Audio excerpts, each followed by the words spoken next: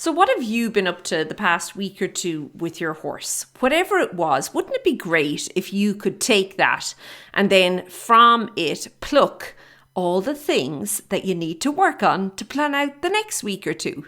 You can, you should be, and here's how you could do it. Okay, let's dive in.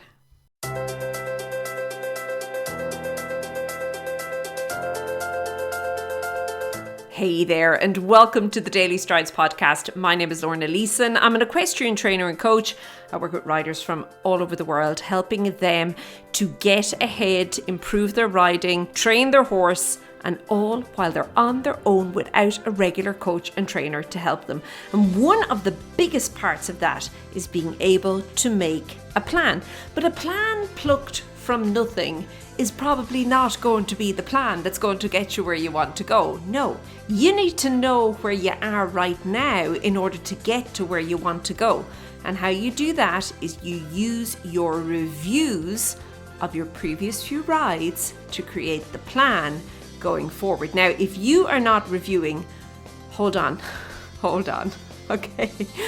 This is the work, folks. This is the work. This is what I need you to be doing over the next week, okay? Give this a bash. Just give it a bash, see how it goes. But if you have not been reviewing, is it possible that this is why you're not quite sure of where you're going to with your horse? I would say yes, okay? So you need to start creating those reviews. I have loads of previous episodes on it. Or if you want to do it step by step with me, jump into Connection. We do this all the time. We do live review and plannings. We do it together. We're actually in the thick of a training all about how you can use AI to make both the reviewing and the planning even better. So if you're interested in that, you can pop over to stridesforsuccess.com/join. All the details are there. Now, I will say that in order for your review to be effective, you have to be consistent and you have to be doing it in a timely fashion, okay? So I need you getting that review done as close as possible to the moment you slide out of the saddle, okay? Or you dismount, or you finish from the arena, or you finish whatever it is you're doing with your horse.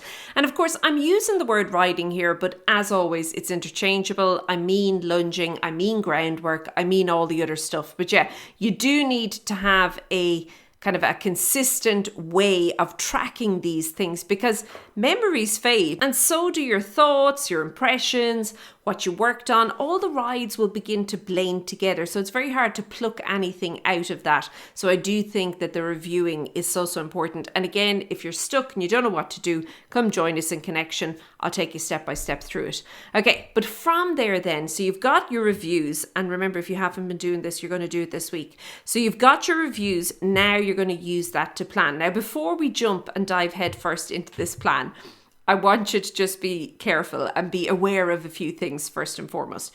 So often riders, they become a little wishy-washy with the plan. They think the plan is that they just need to ride more. Okay? Riding more means nothing. Riding more can be like, I rode one extra day over the past 3 months than I'd done 3 months prior to that. It doesn't mean anything. It's like riding for the sake of riding. It also doesn't go anywhere. There'll be a few occasions where, yes, it helps, but for the most part, no, it's not going to help you at all, okay? So you need to get a little bit more specific and a little bit more strategic when it comes to your planning. Now, the other thing is, so often the pendulum swings the opposite direction and riders go in, they're like, okay, I need to overhaul everything. Like, scrap it all. We're starting from scratch. I'm going to do this. I need to buy this. And I'm going to spend all my time doing this, and this. That's not sustainable. You're not going to keep going with it. That's why, again, your review is actually how you're going to move forward. What you need to do is take what happened over the past week or two and then see where you can tweak things to make it better for the next week or two, which brings me to my next point. That's all you're allowed to plan, okay, is 1 or 2 weeks. Now, I know so many riders, you're like, please, Lorna, I'm sure I'm sitting here, I can bang 4 weeks out really quickly. No, you have to rein that temptation in. Horses generally, they need wiggle room, okay? You need to have suppleness in your approach. And yes, you can have a kind of a loosey-goosey idea as to what you're going to be doing in 4 weeks. But, you can't set it in stone. That's what I'm going to suggest. If you're not used to doing this, stick with a week. Go with a week. A lot can happen in a week, okay? But plan for a week at a time, and then when you get really good, go for 2 weeks at a time, and that's it, okay? Kind of limit yourself to that, and it's going to be hard, and you're going to feel like you want to do it all. Don't. You're going to rein it in. You're going to do a week or 2 at a time. Okay, I also want you to pick your priority. I'm busy rereading a book that I read years and years ago. It is called The One Thing. It's by Gary Keller and Jay Papasan, and it's just about kind of focusing on one specific thing in order to get that done. Now, when I'm talking about horses, and from working with so many riders, I know that with riders, there is usually a domino. That there's one thing that if they could tweak or change or implement, okay? And if we think of like the rider itself, it's usually like maybe something to do with the seat. And everything else is actually stemming from that one thing. That one thing is the root. But they're busy trying to kind of cure the symptoms. No. You have to get down to the one thing. You have to get down to the domino. That when you knock that domino, it's going to have this positive ripple effect all the way through so many other things, okay? So I do think that it's important that when you're setting up your plan, the plan is to find the one thing using your review, and then to work on the one thing over the coming week or 2, okay? I also think that it's important to set up some boundaries for yourself and also some support. I like to make decisions in advance. I will decide from a place where I'm feeling good, I'm feeling enthusiastic, I'm feeling kind of clear-minded, and I know what I want to do, I know what I want to achieve. I will decide then what I'm going to do in a specific situation, because I know that when I get into the thick of it and I find myself in the situation, it's so easy for your mind to say like, don't be doing that. We'll do this instead because it's way easier. You have to be able to say, no, shut up. I've made the decision. We're going on this way, okay? Obviously, every now and then you do have to apply the suppleness rule, but I do think that it's important and it's easy. It helps you along if you just set up a couple of rules for yourself, make a few decisions going in. Now, I also like to have backup plans made. So whether it's for the weather, again, look at your previous 2 weeks. What was it that kind of went a little bit wonky on you and that prevented you from doing or getting done what it was you wanted to do? And create some backup plans around it. Maybe it's a matter of moving things around your schedule to give you more time, so as there's none of this clashing or, horse riding ending up robbing from other important things in your life. If horse riding is coming up against all the other top priorities, if it's like fighting for it, it's going to lose eventually when it comes to like family and responsibilities and things. Horse riding is going to be on the losing end of a stick, okay? It might win a couple of the initial fights, but it will lose the war, okay? So you want to make sure that that's not happening, that you're actually carving time out for it. So it could be a matter of kind of looking at your schedule. And then the other thing I would suggest is that you're planning for practice. And this is what riders don't like. They don't like the repetition. Look, I'm going to be honest with you. You know this. I don't need to tell you this. I would say almost everything to do with horses, it's not a one and done. It's never a one and done. You always have to go back over it. And even if it's to go back over and refine it, but there's always a revisiting, okay?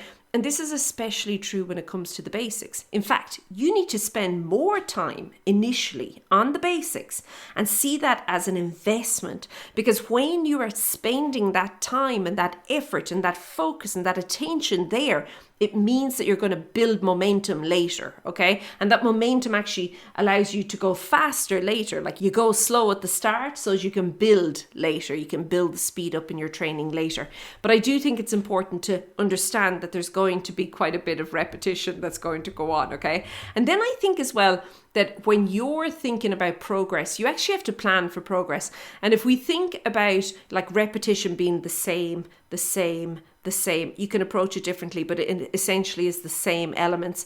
But then when you're thinking about progress, it's asking more. It's asking a bigger question, but it's a very planned and strategic bigger question. It's not just some like random question thrown in the middle of nowhere that you decided like 2 seconds ago.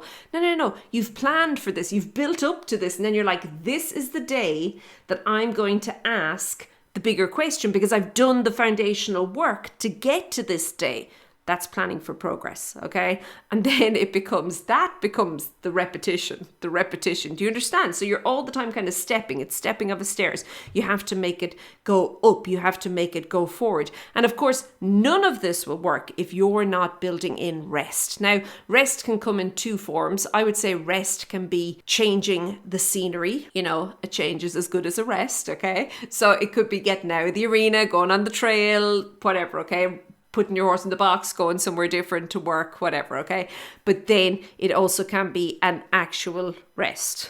Sometimes we get so over enthusiastic with the planning and we're like, I will work 7 days a week.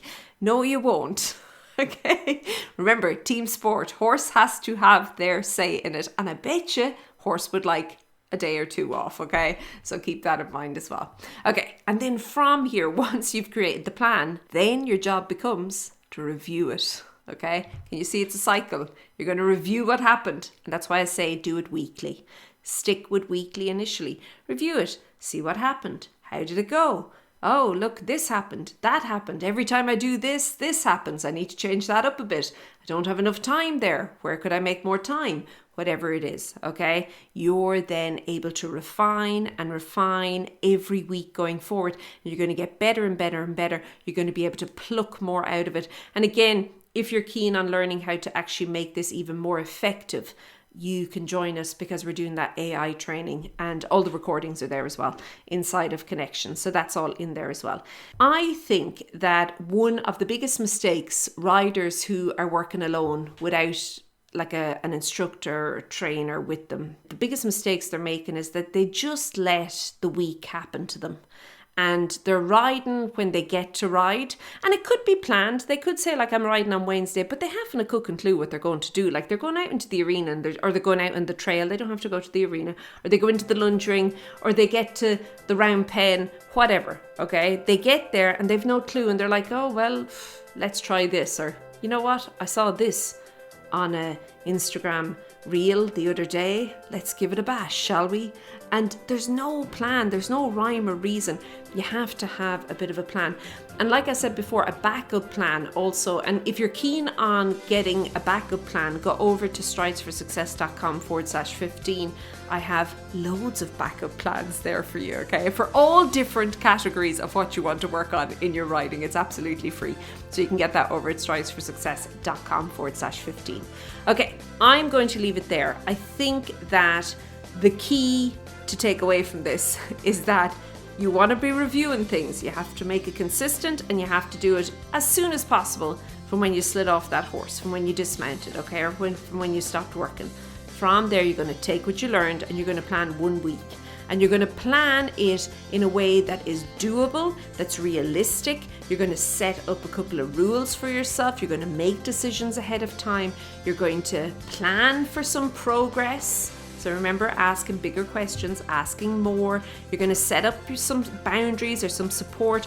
You're going to find your domino. You're going to pick the domino and you're going to focus everything on that. And then you're just going to rinse and repeat, okay? Over and over and over until you get there. Okay, I hope this was helpful. Have a lovely week. Keep well, and I'll chat to you soon. Be good. Bye.